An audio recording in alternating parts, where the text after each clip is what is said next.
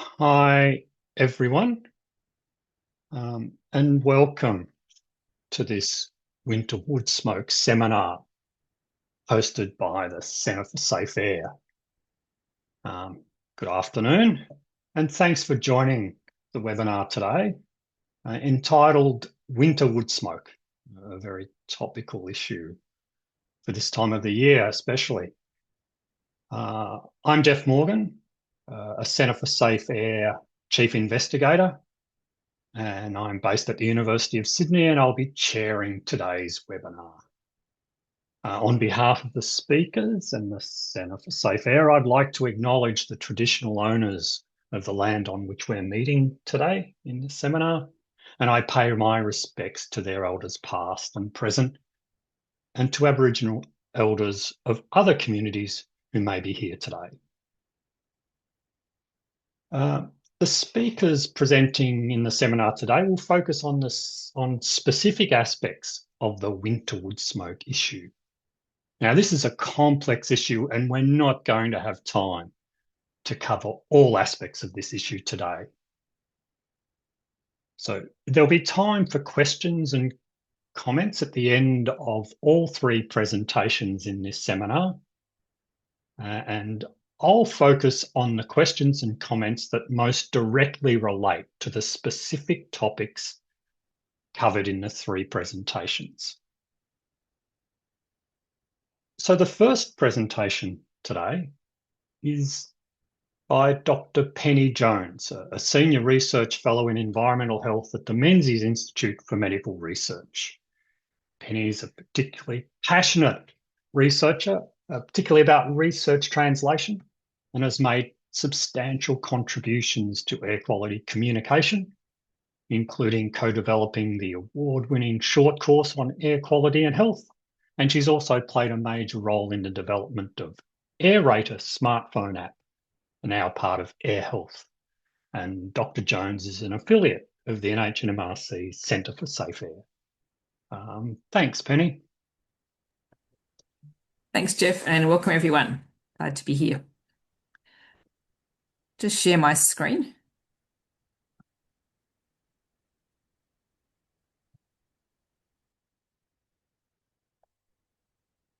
Slideshow going. Wonderful.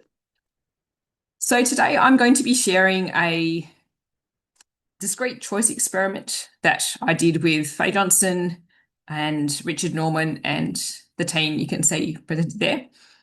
Really trying to get at that question of what drives people in the community to either support or oppose wood heater policies.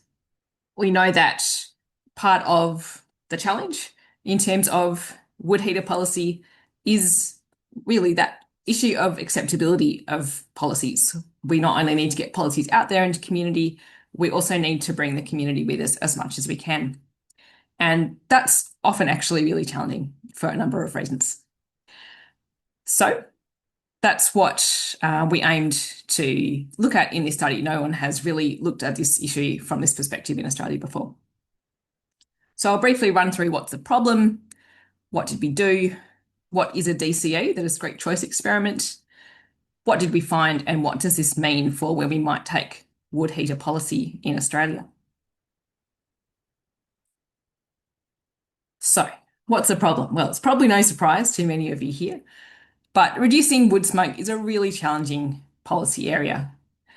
We've had many examples both in Australia and elsewhere of programs that have been implemented and have not really had huge amounts of success. And in many cases, that's been about people. In Sweden, for example, there was quite a strong wood heater policy program put in a number of years ago, and it was overturned because of the backlash from the community. That's just one example, but I'm sure many of you are here partly because you know that wood heater is a really challenging issue, and it's a challenging issue because of people and our values, our preferences, what drives us. So we really need to know more to really have success in this area. We really need to know more about personal values and how they shape support for policies to reduce pollution from residential wood smoke. So what did we do? We conducted a discrete choice experiment, which is really just a fancy word for a survey that uses a series of hypothetical choices to get at the underlying drivers of why people might support or oppose a policy. And that's where the personal values element comes in. So we had that as the main component of our study. We also just asked in a very straightforward way whether the level of support that people would give to a series of 6 specific wood heater policies, which I'll go into a little later in the study. So we used those 2 different types of approach to try and understand what types of wood heater policies people across Australia are likely to support or oppose, and also using that DCE approach, what is driving those preferences. And importantly, we asked a really wide spectrum of people across Australia, including both wood heater owners and non-wood heater owners, for their views. So in a DCE, essentially what you do is you ask participants to work through a series of 2 hypothetical options. So you give them 2 policies with different characteristics, and you simply ask, which one of these would you support? If there was no choice, you had to implement one of them, which one would you choose? And then over a series of choices, people make those choices, and then as a result of that, you can start to get a sense of what are the values that are driving those choices. So in essence, what people reveal by doing the DCE is which characteristics matter most to them. So, for example, in the context of wood heaters, we wanted to know, for example, does community health matter most to people? Does personal health matter to people? Is it the cost to household, or is it the cost to taxpayer? Is it carbon emissions? Which of these things do people care about the most, and how much will they trade off one of those things for another? So this is just one example of a choice. Please imagine you're able to decide on which of these 2 programs is to be put in place. Each program varies in how much it would cost the individual wood heater owner, as well as the average taxpayer. Also has different benefits, different impacts rather, on carbon emissions, energy costs, and health benefits as a whole. So those were the things we were really trying to understand. How much do people value these different things, and how much does that drive then ultimately their policy preferences? We also wanted to know how much people cared about whether or not the wood heater policy was going to be voluntary or compulsory. So this is just one example of the type of choice that people had to make. In terms of the results, just in terms of who we got to do the survey, we had a survey sample of 800, which is considered quite good for this type of survey. 50% were from urban Australia, 40% were from regional Australia, around 60% were female. We aimed for a representative range across the 18 to 80 range, and everyone did 16 of those types of choices that I've just walked you through. In terms of what we found that overall people preferred schemes that had lower costs to the individual household, lower tax costs. People more strongly preferred schemes which were voluntary. People also had a preference for a result of lower carbon emissions, decreased household energy costs, and larger health benefits. Probably no huge surprises there, but there's some interesting breakdowns as I'll go into in a moment. And personal characteristics drove the strength of some of those preferences. So we did a type of analysis that then helped us break down, okay, there are particular groups of people who tend to have particular patterns of policy preferences. And we found that there was one group that didn't really have any particularly strong issue that stood out for them, but which tended to be more driven by the effect on household bills and the cost to the household. These people tended to be younger and in good health. Then we had a category who were quite strongly, about 20% of people really had a strong weight on community health benefits these were less likely to be wood heater owners and were more likely to own their own home. This group of people were much more likely to prefer the schemes that had the biggest community health benefits. Then there was a class of people who were much more strongly driven by cost and equity, particularly driven by whether or not a scheme provided extra discounts to low income earners. Breaking down the responses by wood heater usage, wood heater owners, again, probably not surprisingly, had much stronger preferences towards voluntary policies. They were concerned about carbon emissions and community health benefits too, but those drove their policy preferences less strongly than for wood heater owners, non-wood heater owners rather.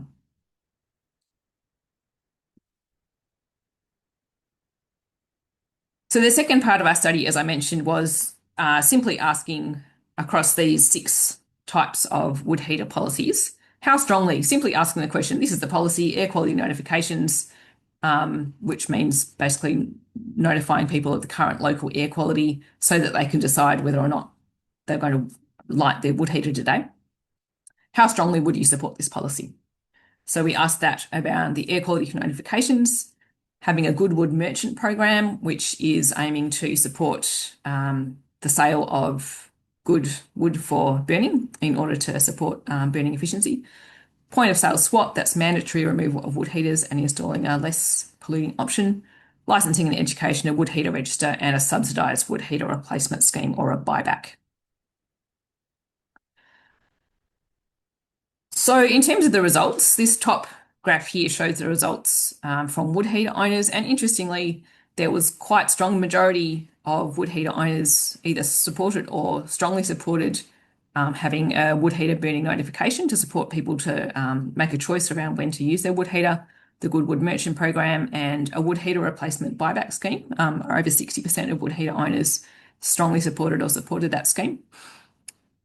And the other 3 policies, wood heater point of sale swap, licensing and education and register, had around 40% support from wood heater owners. The bottom graph shows the levels of support from non-wood heater owners, and as you can see, the support for all of those policies is higher amongst non-wood heater owners, but a similar pattern to what we see with the wood heater owners above. So in terms of what this means for policy going forwards, I think it's probably fair to say that it supports the conclusion that a single policy approach is unlikely to achieve broad support. Rather, we're going to need a comprehensive combined approach that brings together education with regulation and enforcement, as well as financial incentives. And particularly, there may be, from our results, there may be a case specifically for targeting low income owners. That there might be a risk of backlash from wood heater owners with policies that are perceived as punitive or insensitive. There will be stronger support for ones, for example, with incentives and support and education to bring wood heater owners along.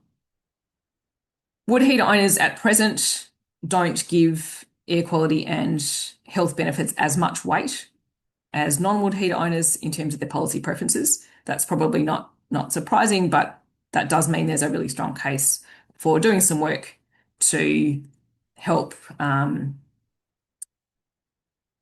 perhaps bring the community together on this issue. But probably the most important finding, I think, is that even though strong lobbying against wood heater reform is common, what we've seen, particularly from probably shows up most simply in the last aspect of the study I showed, the policy preferences. Even amongst wood heater users, there's quite strong support for most wood heater policies and programs that we gave the option of. And that's consistent with previous studies. For example, there was an Asthma Australia a study a few years ago that also found across the board amongst both wood heater owners and non-wood heater owners that there was quite strong support for many types of wood heater policies and programs. So I think that's important to keep in mind as we go forward in terms of developing wood heater programs and policies in Australia. So I'll leave it there. Thank you very much. This was funded by the National Environmental Science Program with some additional support from funding from Asthma Australia. Thank you very much. So thanks very much, Penny. That was great. Some really interesting results to discuss there.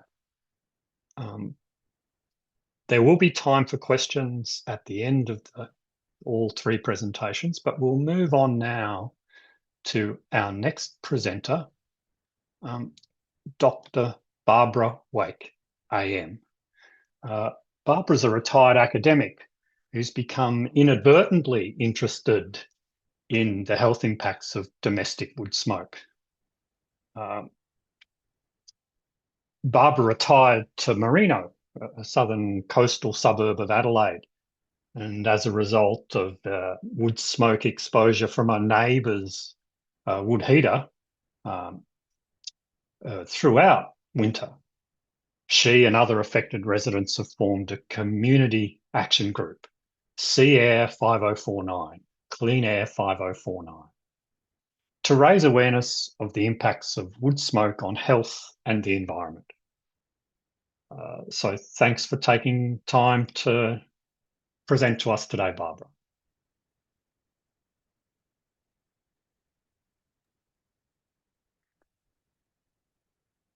Great. Yep, we can see your slides now. And you can hear me, Jeff? Perfectly. Thank you. Thank you very much. And thanks for this opportunity to participate today. I think that I'm going to answer some of Dr. Jones's DCE questions here. But first of all, I'd like to go back to the descriptor for this webinar, the one that sets the scene for our discussion. It explicitly states that wood smoke has an impact on health. It says wood heater pollution is linked to an estimated 720 premature deaths in Australia every year at an annual cost of more than $3 billion. That's more smoke-related harm than the unprecedented 2019-2020 bushfire season. So the question I've asked myself about the impacts of wood smoke on health is, why don't people know this stuff? So I want to explore that a bit here. But first, I'd like to make a couple of acknowledgements. I'm located in Adelaide on Kaurna country, and I want to acknowledge Professor Faye Johnson for responding to my pleas to address the problem of domestic wood smoke. In 2020, Professor Johnson came to Adelaide to talk to a community gathering about the impact of wood smoke on health. And earlier this year, she suggested that Kristian Mikhael, as part of his PhD work, would work here with the community in Merino on our concerns about air pollution. It's been a very sagacious decision. And an acknowledgement also to Kristian for the work he's done, which he'll talk about. His knowledge and patience has been awesome. Also, I just want to briefly mention one of the motivators for this project was the 2024 paper by lead author Nicholas Boscher Arriagado and colleagues. The title of the paper is "The Mortality Burden Attributable to Wood Heater Smoke, Particulate Matter PM2.5 in Australia." I'd read a lot about the problem of domestic wood smoke and health in eastern states, but this was the first time South Australia was factored into any research that I'd come across. So moving to the nub of my interest in wood smoke.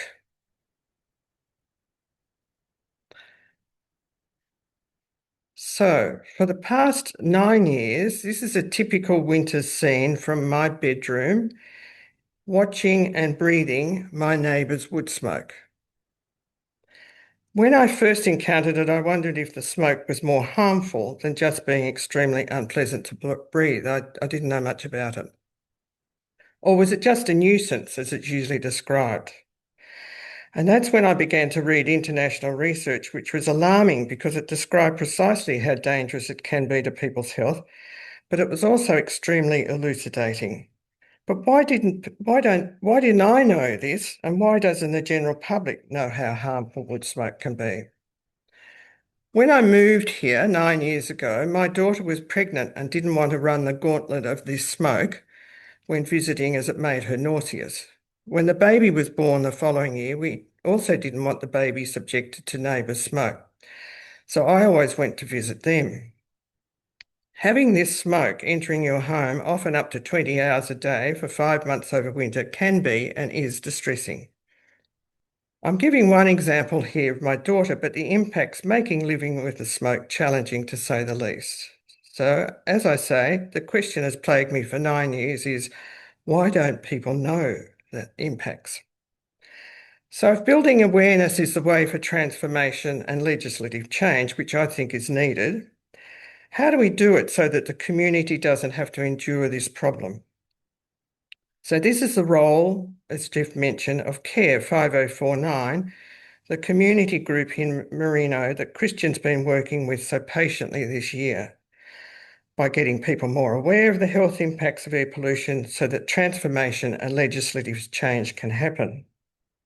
And it's the reason for our community forum in September coming up, when again Faye Johnson has responded generously to our latest plea and will lead the presentations.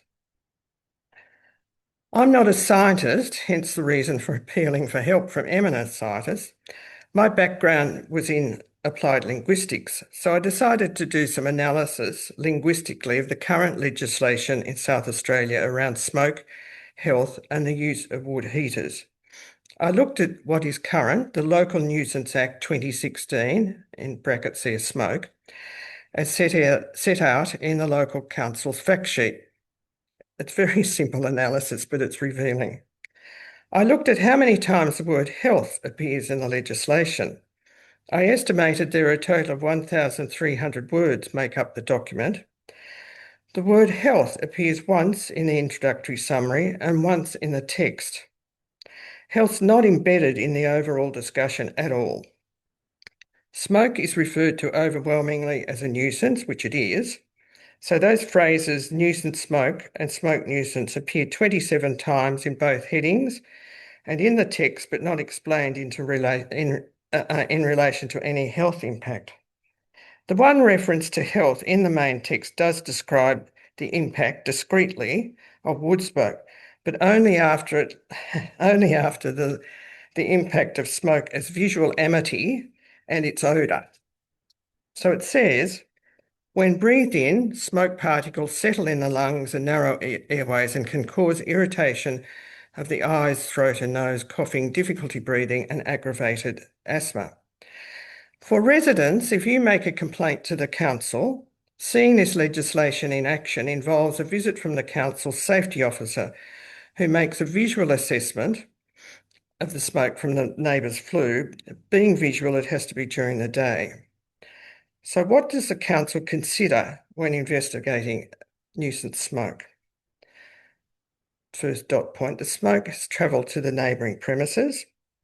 They look at the nature, extent, or they're to look at the smell, the density, and how much it's interfering with the neighbouring premises.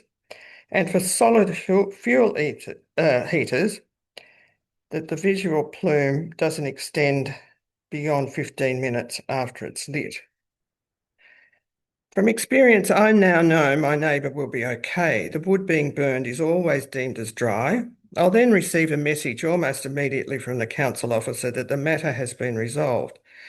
There's no need to discuss the impact on anyone's health. The officer has no way of knowing what that will be. And the legislation doesn't direct the officer to consider the matter of health. The legislation also doesn't direct the officer to examine the dryness of the wood, but nevertheless, that will be the main assessment. As one of many residents in the country vexed by neighbours' unwanted wood smoke, I feel that one of the stumbling blocks to addressing the problem is that health is just not visible. It's lost in the smoke haze. It's barely mentioned in the legislation or in acts, in policy or in fact sheets. For me, health has to be foregrounded and embedded in the legislation, in acts, in policy and fact sheets. It needs to drive the discussion. And in fact, the legislation probably should begin with the descriptor for this webinar. So I'd like to make this point from my own experience, especially as it's legal to burn wood, as long as it's dry. When legal documents such as the Local Nuisance Act 2016 smoke are too vague and ignore significant research findings about wood smoke and health, as I've found, it creates significant ambiguity and uncertainty both for residents and decision makers. It leaves room for subjective interpretation and inconsistent enforcement, as many of us experience with the sole focus on dry wood. It can lead residents struggling to understand what's prohibited and what's not. And importantly, it evades accountability due to poorly informed and out-of-date legislation. So in summary, from our experience, it falls on residents, as in the case of Merino, to form action groups, such as Care 5049, to create the necessary conduits between the research, our communities, and legislators to safeguard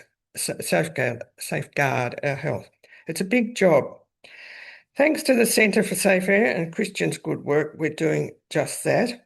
And just before I finish, I'd also like to acknowledge the volunteers who run a wonderfully active community group here in Merino, the 5049 Coastal Community Association, which has been extremely supportive of our efforts because they've realised the impact of air pollution on health.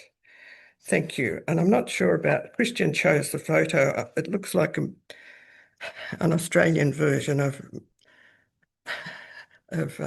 anyway, 3 old women over a plant.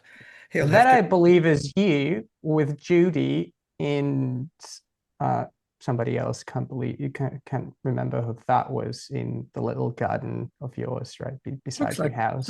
Looks like something really good illustration. It looks like something out of Macbeth, doesn't it? A really good illustration of what the community can accomplish with the little community group working right there in the garden. And I thank Kristian for everything that he does. It's been fantastic. Thank you very much, and thanks for the opportunity. Yeah, thanks, Barbara. That was great. And it's a lot of work to get up a community organisation and keep it going. So, congratulations, and it sounds like you're doing some really great work. Thank you, Chief. So our next presentation is Kristian, who you've already had a brief introduction to. So Kristian Mikhael is a PhD candidate at the University of Tasmania. His research is focused on developing sustainable partnerships with local activists and co-designing clean air intervention. Kristian leverages his unconventional background in user experience design and software development to disrupt the traditional boundaries between researchers and communities through creativity, provocative art, and inclusive communication. So I'd like to invite Kristian to present the work he wants to focus on today. Thank you. Thanks a lot. Hi, everybody. Hope you can hear me, and you should see my screen now as well. I'm going to try and keep this short so that we have enough time to answer all the questions. There's plenty of them in the Q&A. Go ahead and leave some if you'd like to ask anyone anything. And I think I might actually be able to answer at least one of them in my presentation. I'll be talking about the work that Barbara, I, and other community members in Merino, Adelaide are doing right now in terms of raising awareness and trying to encourage action, community action, policy action to protect residents from the impacts of wood smoke and dust pollution in the area, as well as trying to reconcile one particularly concerning question of communicating in data and making sense of data. And in this case, combining data-driven health communication with the need to build empathy and talk to people in their language is something that we, with the example of Care 5049, are trying to do. So the big question that I, as a researcher, am trying to resolve, at least so for myself, and what we come across in wood smoke communication, air pollution comms, is the need to translate numbers into words and visuals that would make sense. In some cases, as Dr. Jones already talked about, there will be different messages in different appeals, whether it's appeals to values, appeals to emotions, or irrational appeal to people's ability to make good financial decisions. Either way, we need to find a way to talk to people about a particulate matter, about health impacts, and about all the other rather complex things. And in my particular case, being a designer and someone who comes from a very different background to a lot of my colleagues, I'm struggling a lot trying to understand scientific jargon. I'm struggling a lot trying to make sense of things that seem, and most of the time are, complex. So what I'm trying to do, and what we've been trying to do, was to add a human touch to it, put a face to the story, and make sure that the way that we do is we tell the story that people can understand, can relate to, and we always make sure that we convey the sense of numbers through visuals that people can empathize with. What you see in here is a screenshot of the website that we built that combines information from different sources.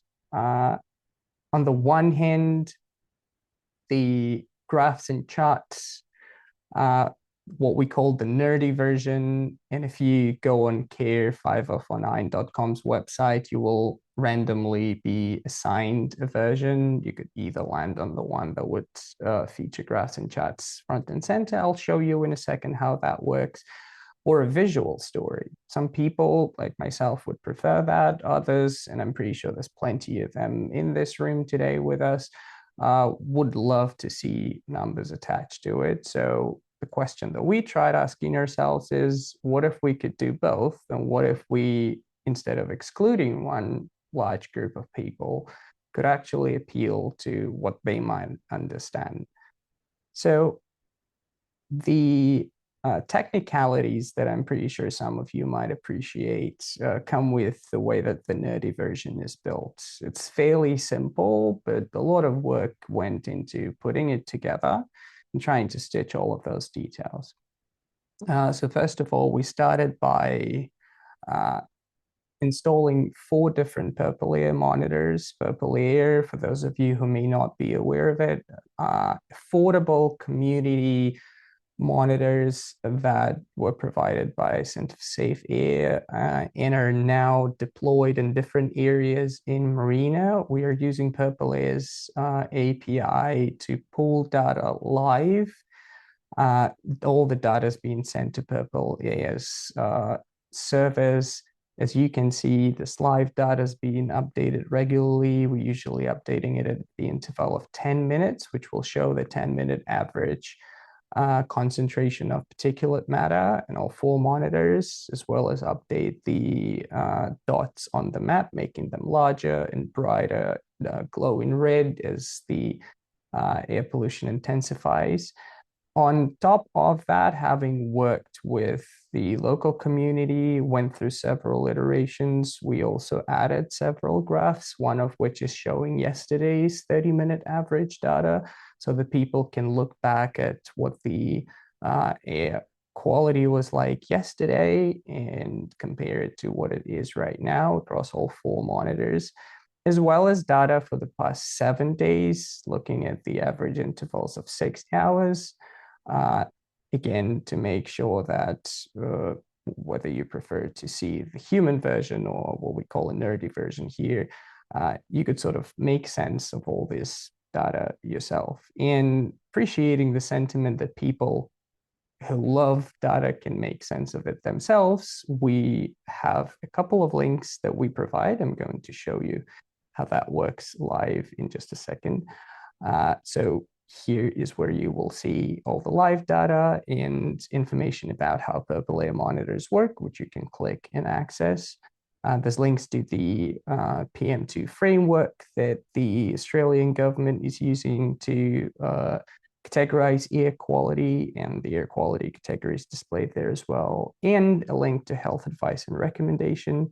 So anyone seeing those numbers would see the classification according to the Environmental Health Standing Committee's framework and be able to make sense of it themselves.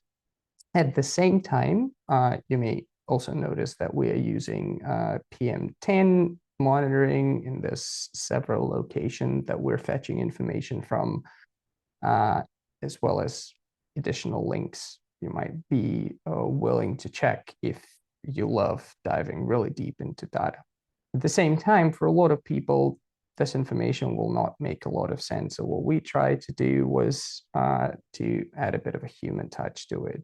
Went through several iterations with it, working with the community. We've decided that just fetching information and average it out will not be representative of what each person living in those locations, some of which have wood smoke exposure and wood heater users right next to them would experience. So what we try to do was we try to tell the story of someone who lives in Merino, someone who sort of represents the Merino residents. So Mary here is a resident of 5049 who is currently enjoying, well, good weather and good clean air. The information fetched from Purple Air's monitors is being displayed live here. As soon as either of those monitors go beyond the good threshold, for example, if it changes into fair, Mary's story will also change to fair. As you can see, the colors have changed a bit, the animation of the character has changed, and now we have the first source of pollution that appeared. For example, if we click here, we will see that the car exhausts are a major source of air pollution. The further it goes, the more sources of pollution appear, the more things that Mary could use, for example, an air purifier with a HEPA filter show up.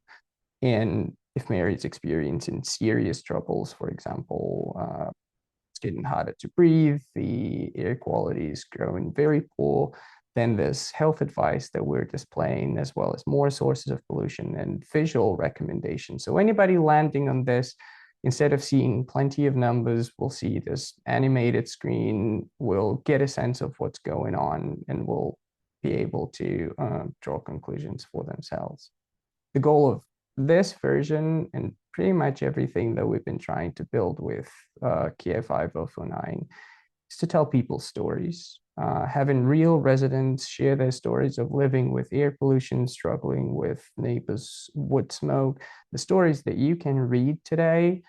We wanted to convey the meaning and the essence of those stories in a way that people would understand, not just rationally, but emotionally as well.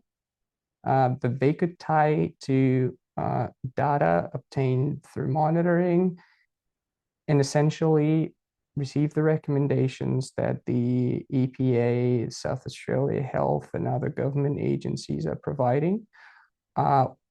There is no strong sentiment that I would personally try to convey that is not conveyed by this website. So I would encourage you to go and check it out. I believe that even though Barbara is giving me credit for working on this, this is not really my work. This is a work of a community of plenty of passionate, courageous, and creative people who came together, set this up as a community organization, trying to raise awareness, trying to share each other's stories and give each other the voice. And I believe that we may have found a really good way to combine numbers and words. As Barbara said, we are having an event in September, and if you are in the area or would love to attend that for some reason, you're more than welcome to. Otherwise, feel free to visit the website, check it out, and let us know if you have any questions or feedback even. Thank you. Great. Thanks for that, Kristian. That was a really great example of, I particularly like the nerdy to human translation of your information. So we do have some time for questions now, and I'm going to take the prerogative to ask the first question before we jump into the Q&A. So I was very interested in the work, Kristian, that you've done.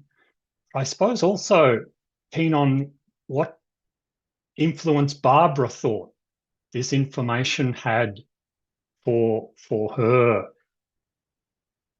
community, the people involved in the organisation you're mixed up in, Barbara, and the broader community in your suburb who are affected by wood smoke. How has Kristian's work been received? How's Kristian's work been received? It's been amazing. We've struggled. Merino's in a particular unique situation. We have a quarry right next to the suburb, so we have this double whammy. In summer, we have dust from the quarry that covers the community, and people get very irritated about that.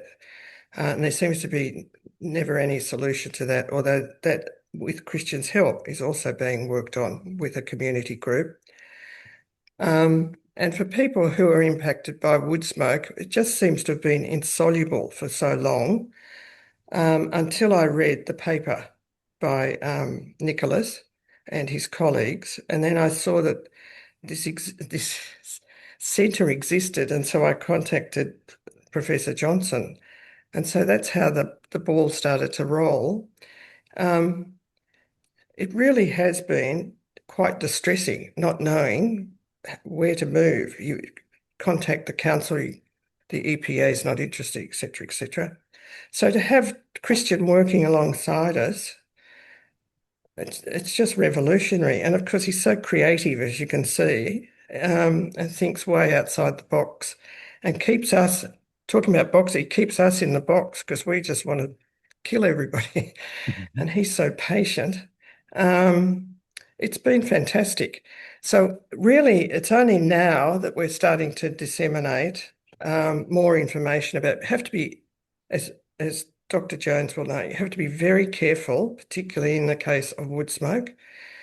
It's a very, very sensitive area, not so much with the dust because everyone's impacted by that, but with wood smoke, you have to be very, very careful. And Kristian's very good about that. So it's only now, this winter, that we're disseminating information, but we're doing it by way of the forum, by way of the website. So we're not actually impacting personally on anyone. Right. And just so briefly, you've had a lot of contact with council, obviously. Have you had much traction with council, getting them to have a look at what Kristian has done and linking health to the observations? We're right at that point now. The cohort I'm most interested in are the safety officers, because they're the people that I've had most contact with over the years. And we've invited them to the forum, but they've actually declined, saying it would be a conflict of interest for them to attend. So we have to go some other way. There's an environmental group at the council. So you kind of have to weave your way, and very diplomatically, so that you don't upset anyone. And also, I do have to say the EPA is not going to attend our forum, but SA Right. Health and Asthma Australia will, and also the local politicians will come. Look, it sounds like you're on a journey, and good luck with it, Barbara. Thank you. It's Thank great you. that the Centre for Safe Air is able to help in some way. Yeah, absolutely, absolutely. A breakthrough, absolutely.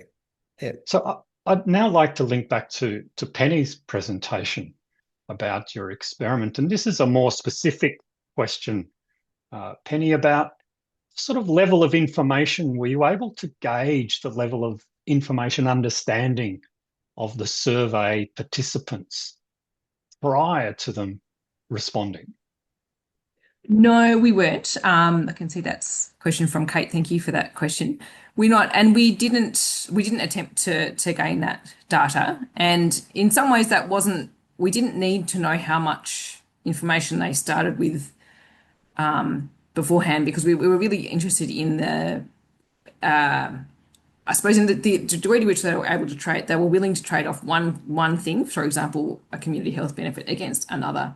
And so in the DCE, in the way it worked, they were simply given the information about how much each policy would, for example, benefit. They were kind of given the information in the survey itself about how much each hypothetical policy would impact health or would impact carbon emissions, et cetera, et cetera. So they were given that as part of the survey process, and we were simply interested in what they would choose given that information. I agree, it's a really interesting, that would be its own fantastic research study, because I agree there's lots of misinformation out there, lots of people don't know. It's not exactly something that's taught in lots of schools, for example, but that's not something that we attempted to look at in our study. Thank you for the question. Right, and there's a number of good suggestions for the sort of content of future work, Penny. So we'll make sure we get those to you from the chat. Thank you. Just one follow-up question from Arabella. Daniel, you've probably can see it in the chat there, Penny. It's about a real change in energy policy in Victoria and the ACT about changing gas installations and moving from gas heating. And the comment that given that 90% of Australians are not reliant on wood heaters as their primary source of heating, yet disproportionately pollute the air in many regional locations and urban locations. What do you think would help government take similar action on wood heaters? I think that's a really good question. It's $1 million question, isn't it? Yeah. That we'd all love to be able to have the magic answer to. I do wonder. It's my understanding that the gas policies are primarily linked to carbon emissions reduction targets. I wonder if this is just me hypothesizing, but I do wonder whether there's, again, the carbon emissions and wood heaters is, I think that's another issue where there's often a lot of misinformation. There's a lot of, possibly amongst decision makers as well, there's often a perception that wood heaters are carbon neutral, for example. That's certainly not necessarily the case. And so there may be that issue as well, and that may be driving a lower willingness amongst governments to make a strong change. I do wonder as well, and again, this is just me hypothesizing, so please take it as such, that there may be a stronger emotional attachment to wood heaters compared to gas heaters. So there may be a perception, whether true or false, that there would be a bigger political backlash. Those are just two ideas to answer Arabella's question, but I think it is a question worth being really curious about, because that could contain a key in terms of driving policy forwards. And just one more, Penny. One of the there's a question about, they'd be interested to know if there are any particular analogies around the health effects of wood smoke that could appeal to people's sense of community mindedness or sense of social acceptability of particular activities. Because, I mean, Barbara's experience is not uncommon of Absolutely. Look, I think that's a really good question. I'm having a mental blank. I'm sure there are some, and Kristian or Barbara may have wonderful ideas. So I think that's a really good thing to sit with, particularly in terms of we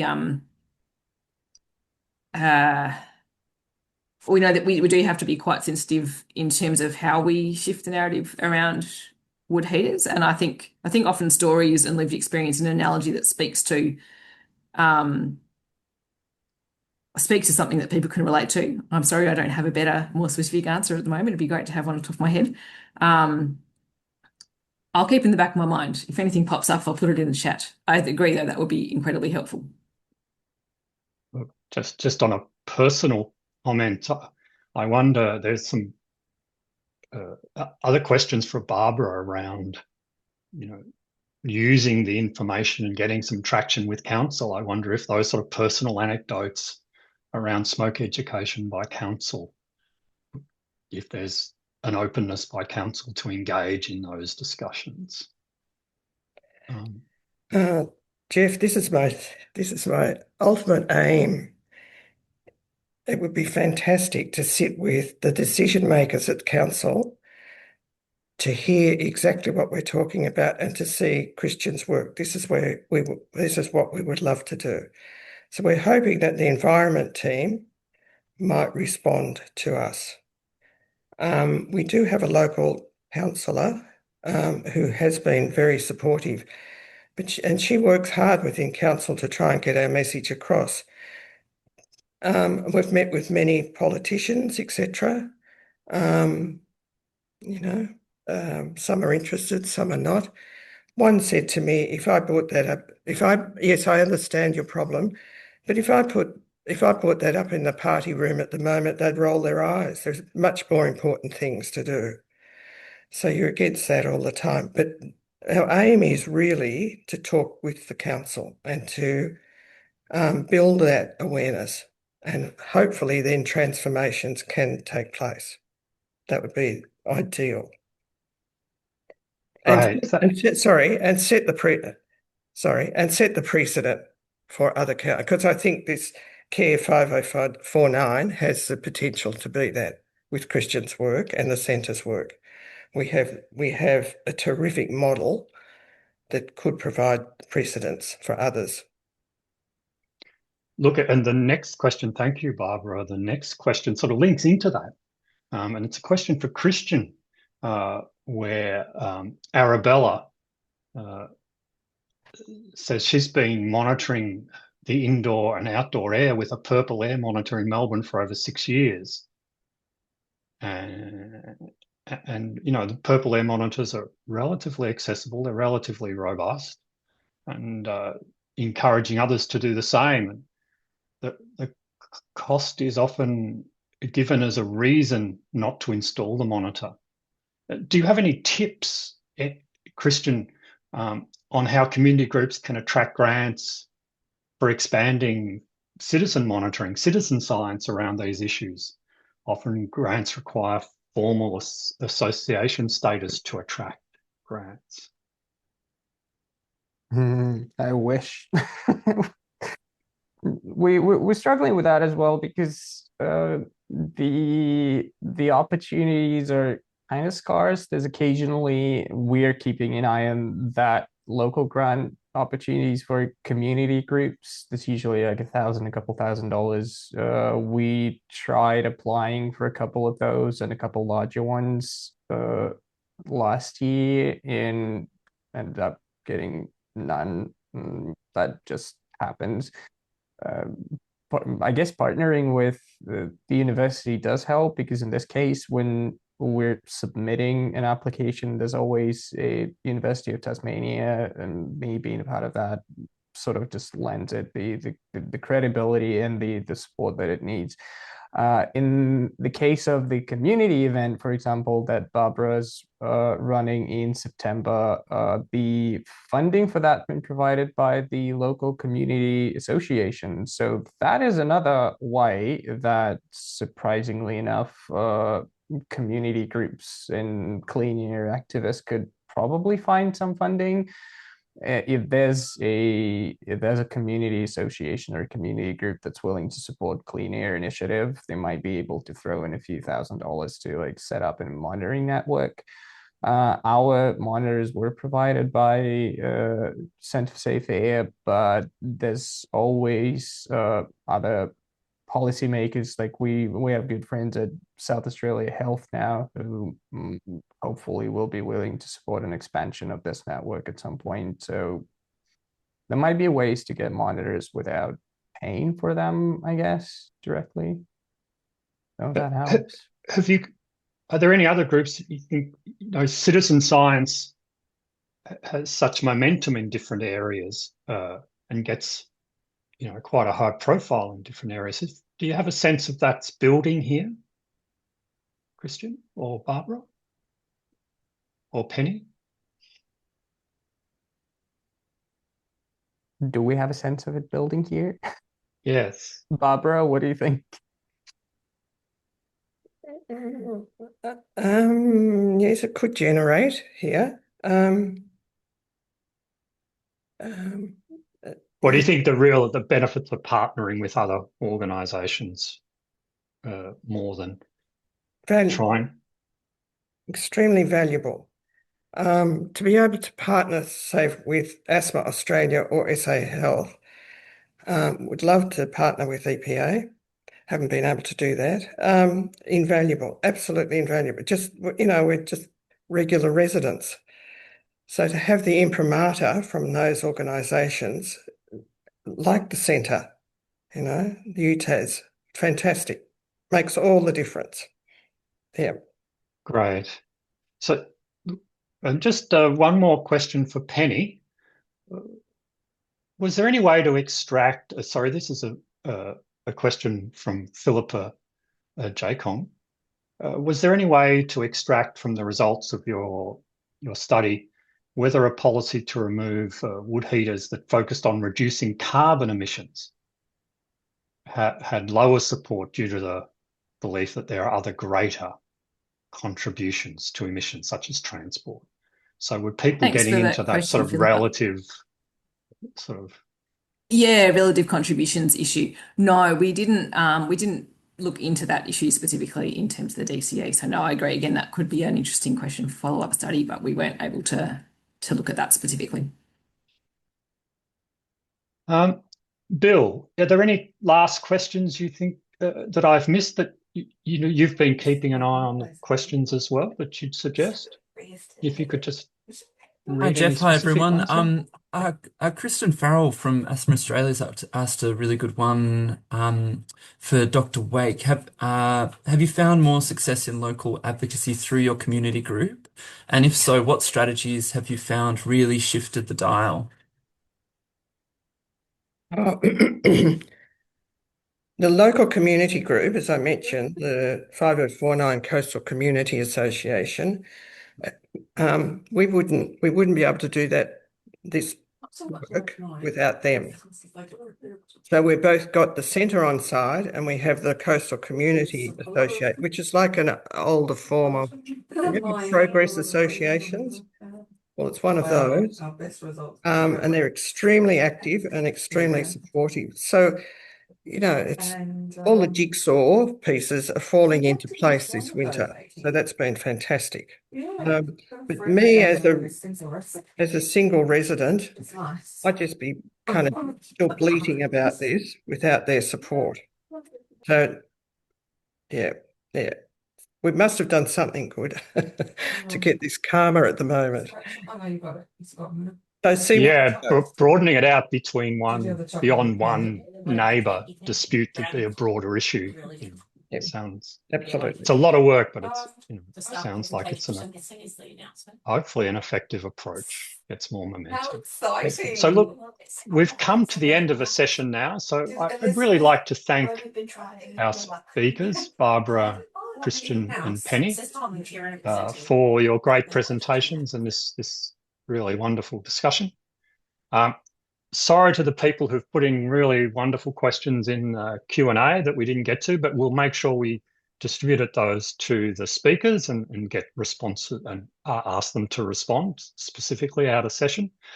And we'll see you at the next Centre for Safe Air seminar coming up shortly. So thanks, everyone. Thank you. Thank you very much. Thank you, everyone.